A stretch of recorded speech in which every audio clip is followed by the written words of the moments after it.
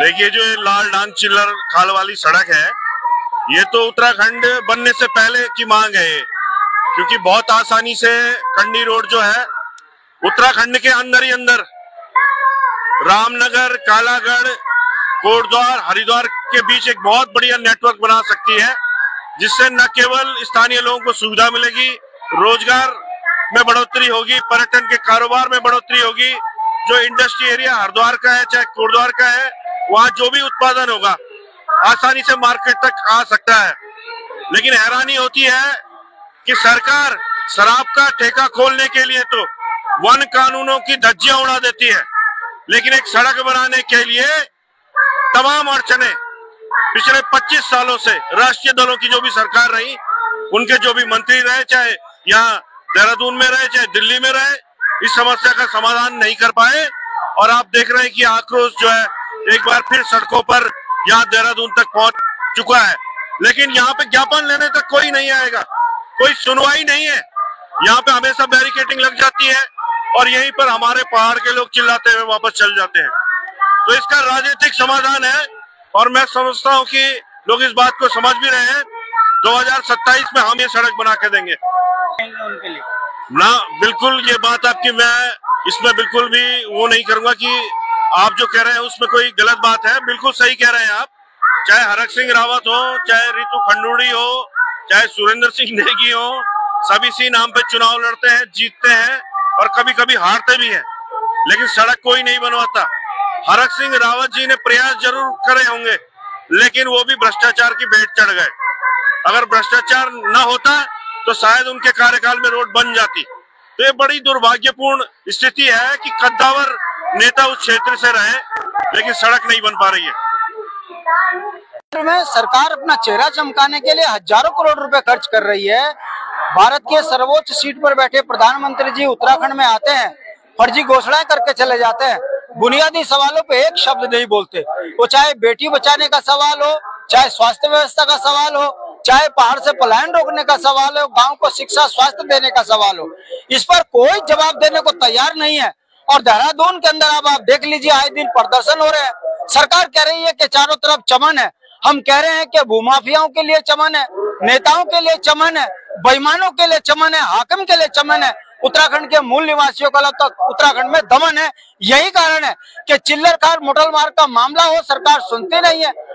कोटद्वार के लोगों को, हल्द्वानी के लोगों को अपने राज्य से अन्य राज्य की सड़कों का इस्तेमाल कर टैक्स देकर महंगी यात्राएं करनी पड़ रही हैं।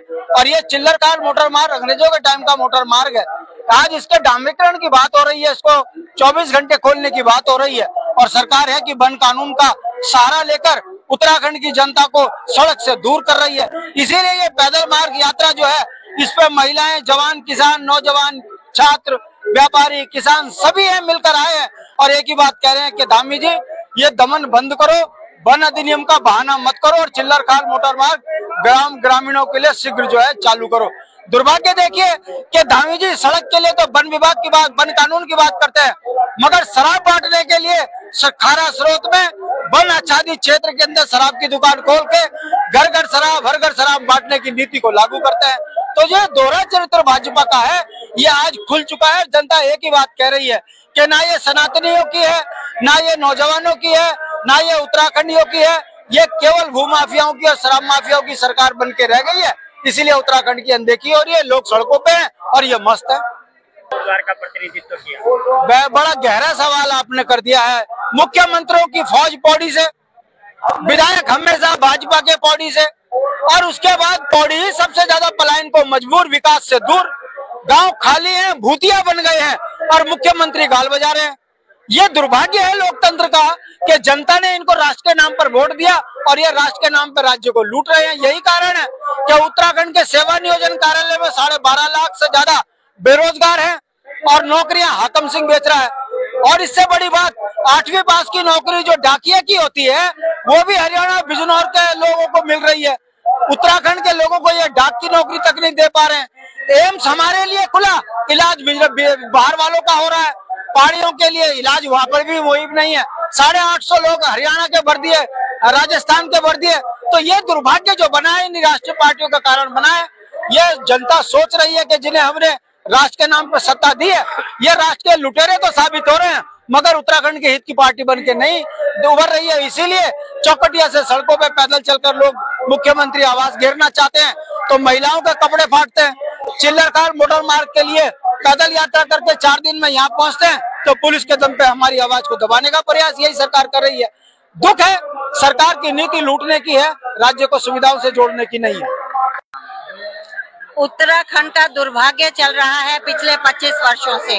रजत जयंती अभी हमने 2-3 दिन पहले मनाई है 9 नवंबर को, और आप देखिए कि पूरा प्रदेश सड़कों पर, और जब प्रधानमंत्री जी यहाँ आते हैं तो यूपी और दिल्ली से बसें भरकर, सरकारी बसें भरकर यहाँ भीड़ दिखाई जाती है, लेकिन जो असली चेहरा उत्तराखंड का है वो नहीं दिखाया जाता। आज जनता पूरी परेशान है और गांव-गांव, शहर-शहर में हर जगह मोर्चे, अपने मोर्चा लेकर लोग बैठे हुए हैं।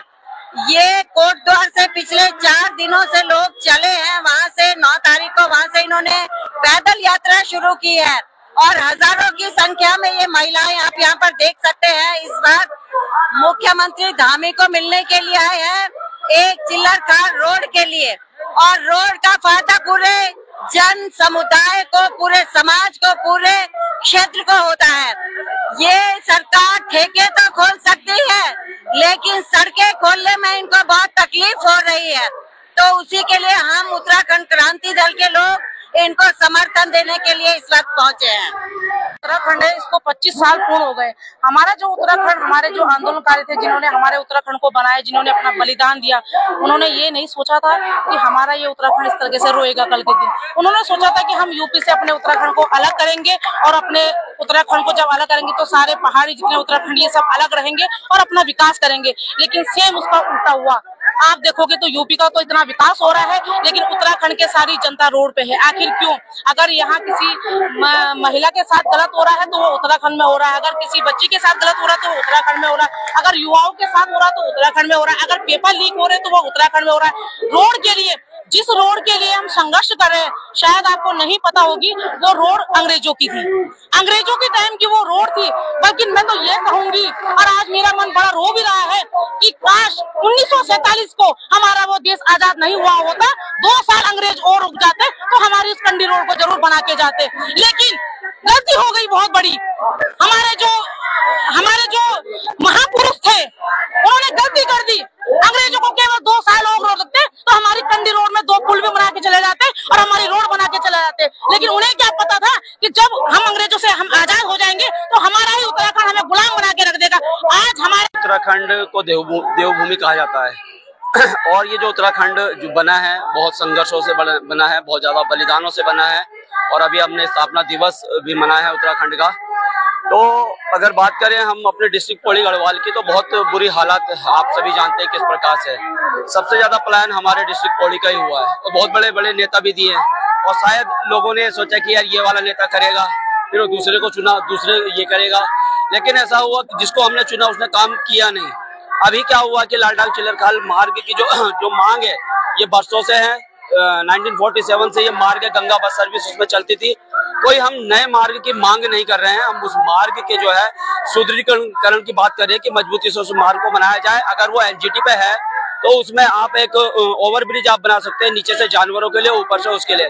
लेकिन हुआ क्या है कि हमारे यहाँ पर जितनों ने भी चुनाव लड़ा और जीते, अपने घोषणा पत्र पे तो उस बात को जरूर रखा, लेकिन जब चुनाव बीतने के बाद उन्होंने उसको घोषणा पत्र पे ही वो रहा, कभी भी उसके लिए धरातल पे काम नहीं किया। अगर वो कोर्ट में मामला लंबित है तो आप कोर्ट में अच्छे से पैरवी कीजिए ना उसकी। क्या कोर्ट ये कहेगा कि जानवरों के लिए, ये इंसानों के लिए नहीं? आज पूरे भारतवर्ष में आप जहाँ भी जाएंगे ऊपर ओवरब्रिज बन रहे हैं, नीचे जानवरों के लिए बन रहा है। कोई ये नया नहीं है, 8 किलोमीटर का सारा पोर्शन है, ऐसा भी नहीं कि। और नितिन गडकरी जी तो कहते हैं कि आप मेरे पास प्रस्ताव लेके आइए, मैं बनाऊंगा। नितिन गडकरी जी भी 2017 में हमारे कोटद्वार आए थे हरक सिंह रावत जी के चुनावी कैंपेन में, और उन्होंने कहा कि मैं ये मार्ग बनाऊंगा, इनको आप जिताइए।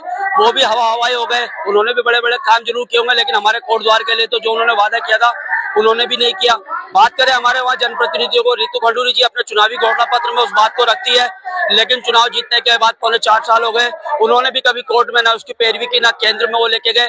जबकि उन्हें शुक्रगुजार होना चाहिए कोटद्वार की जनता का कि जब आपको विधायक बनाया तो उस समय आप विधानसभा अध्यक्ष भी बनी, 70 विधायक आपके साथ हैं। अगर वो चाहती तो इस मार्ग को बिल्कुल वो बना सकती थी, 1 साल के अंदर ही वो मार्ग को बना सकती थी। लेकिन उन्होंने भी उस ईमानदारी से, उस जो डेडिकेशन जो होना चाहिए हमारे जो विधायक विधानसभा के लिए जो हमारा डेडिकेशन होना चाहिए, उन्होंने भी नहीं दिखाया।